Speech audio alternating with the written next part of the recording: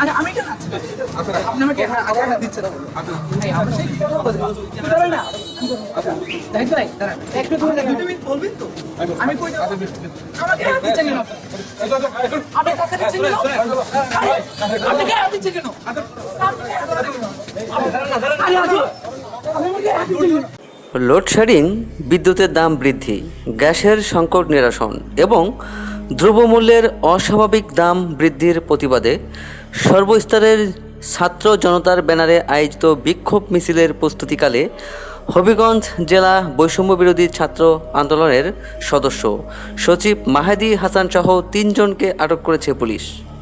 সোমবার বিকাল 5:30টায় শহরের কোট মসজিদের সামনে থেকে তাকে আটক করা হয়।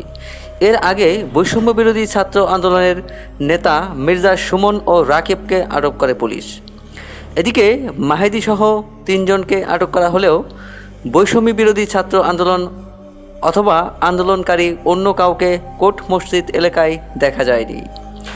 হবিগঞ্জ সদর মডেল থানার ভারপ্রাপ্ত কর্মকর্তা ওসি জাহিদুল হক জানান, প্রশাসনের অনুমতি ছাড়া ছাত্র জনতার ব্যানারে তারা বিক্ষোভ মিছিলের আয়োজন করে।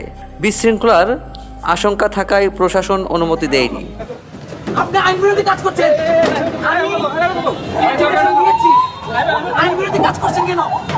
এরা আগে আমাদের দ্রব্যমূল্যের কথা ছিল, আগে থেকে অবস্থা ছিল, পুলিশ আমাদের দুজনকে অ্যারেস্ট করেছে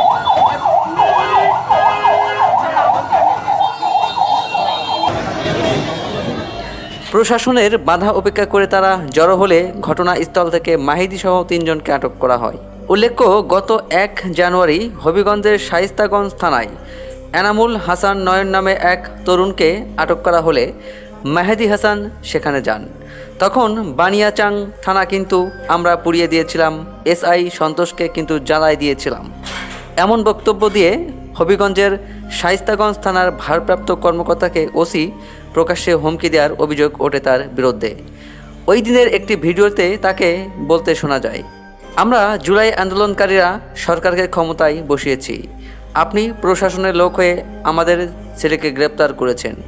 হবিগঞ্জে সবচেয়ে গুরুত্বপূর্ণ আন্দোলন হয়েছিল, এখানে 10 জন নিহত হয়েছেন।